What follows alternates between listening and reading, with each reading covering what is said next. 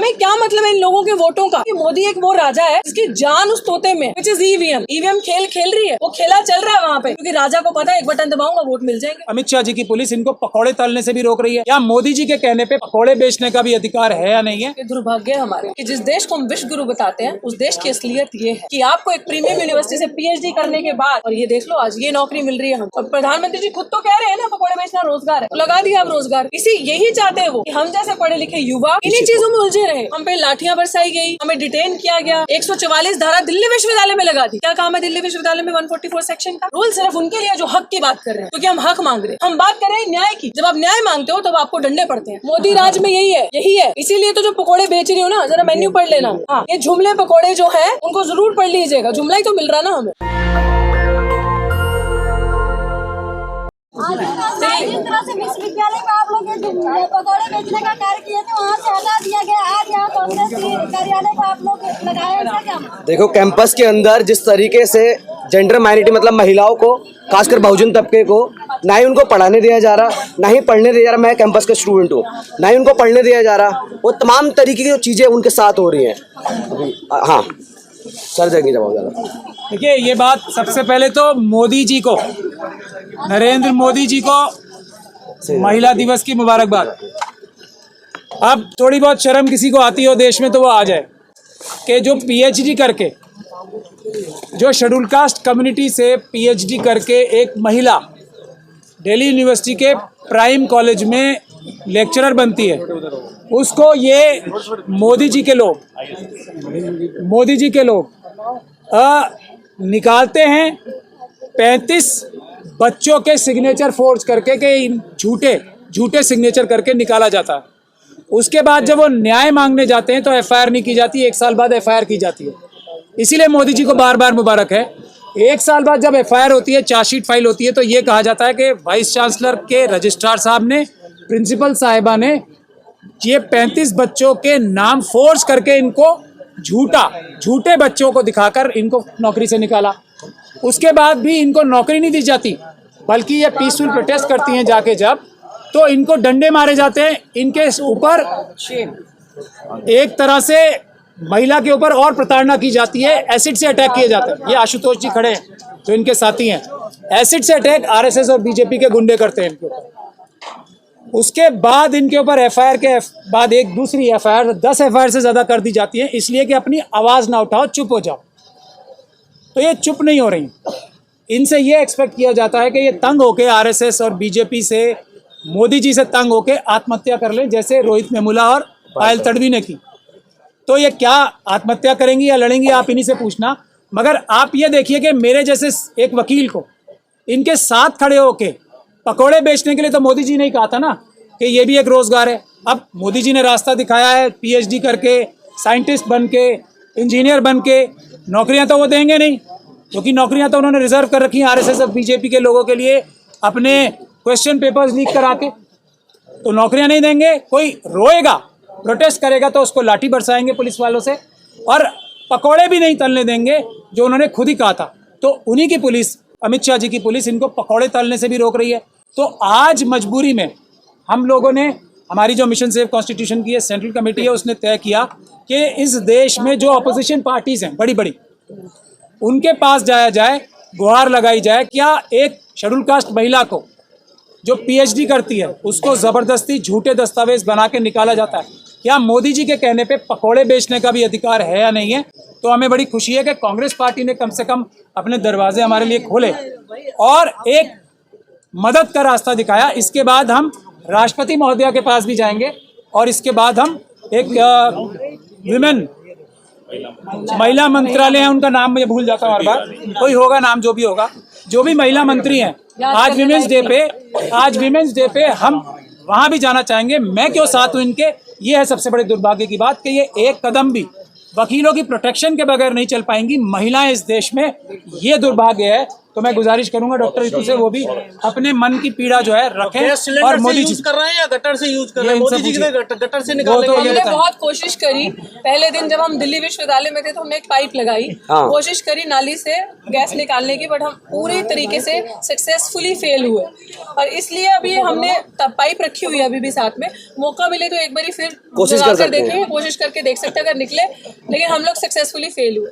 And ये बहुत खुशी की बात नहीं है ये जो कर रहे हैं हम, ये दुर्भाग्य है हमारे कि जिस देश को हम विश्व गुरु बताते हैं उस देश की असलियत ये है कि आपको एक प्रीमियम यूनिवर्सिटी से पीएचडी करने के बाद आप एक पढ़ लिख जाते हो, छोटे शहरों तबकों से आते हो, तो आपका सपना होता है बड़ी बड़ी जगह जाके बड़ी यूनिवर्सिटीज़ में आप जाओ और आपके माँ बाप सपना देखते हैं हमारे बच्चों को बड़ी डिग्री मिलेगी और अच्छा पढ़ेंगे, अच्छा बढ़ेंगे, आगे बढ़ेंगे, नौकरी मिलेगी।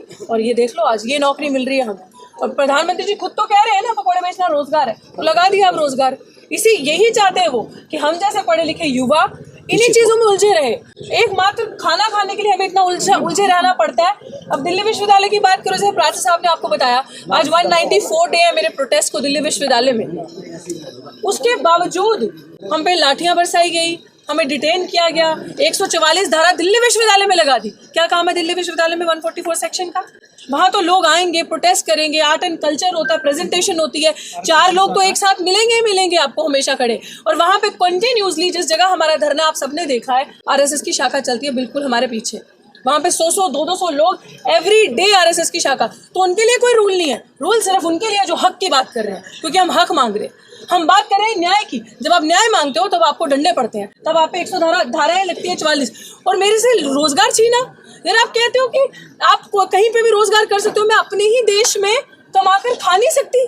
मेरे खिलाफ स्ट्रैटेजी साजिशें। और मैं शुक्रगुजार हूँ आज जितने भी सारे कांग्रेस के लोग खड़े हैं यहाँ पे, अलका जी हैं, पवन जी हैं, और जितने भी सीनियर लीडर्स हैं, सुप्रिया जी है, मेरे अविनाश पांडे जी, मेरे एडवोकेट जो कि एक लीडर है हम सब बहुजन समाज के लिए, एडवोकेट महमूद प्राचा, जो किसी परिचय के मोहताज नहीं है। मुझे ऐसा लगता है कि वो उनकी आइडेंटिटी जो डोमिनेंट, विच मे बी आप सबको लगता होगा कि मुस्लिम एक इंसान है, but for us he is true Ambedkarite and he is the strength behind every cause. जिस तरीके से हम यहाँ लड़ रहे हैं, अगर आज हम बच्चे, ये यूनिवर्सिटी के स्टूडेंट्स मेरे साथ खड़े हैं, छात्र, और मैं एक शिक्षिका यूनिवर्सिटी की, हम लोगों के पीछे अगर हमारी कोई बैकबोन है, ताकत है, तो ये शख्सियत है जो पीछे खड़े हैं, एडवोकेट महमूद प्राचा।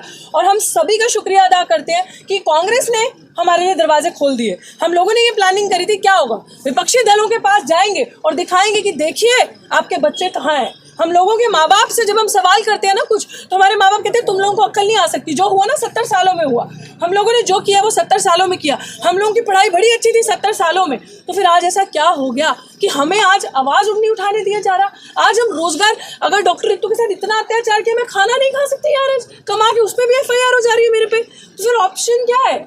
हम लोगों ने इसीलिए प्लानिंग करी थी। आज कांग्रेस से शुरुआत करी है, हर विपक्षी दल के पास जाएंगे, इवन के भी राष्ट्रपति जी के पास भी जाया जाएगा ठेला लेके, उनको भी पकोड़े खरीद के खाने हैं। इन लोगों ने अपना दरवाज़ा खोला, शुक्र है इन लोगों ने डंडे नहीं मारे।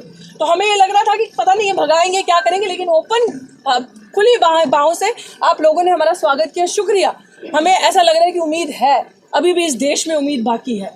सो ये एक बहुत बड़ा मैसेज है कि आज PhD या पढ़ना अब तो यही लग रहा है सोच समझ के, क्योंकि नौकरी तो वैसे ही नहीं है, और करने के बाद ये सब करना पड़ेगा, तो देख के करना। साथी आशुतोष, महिला दिवस पे आपको सेलिब्रेशन की जगह पकौड़े तलने पड़ रहे हैं। जो राज है मोदी राज में यही है, इसीलिए तो जो पकोड़े बेच रही हो ना, जरा मेन्यू पढ़ लेना।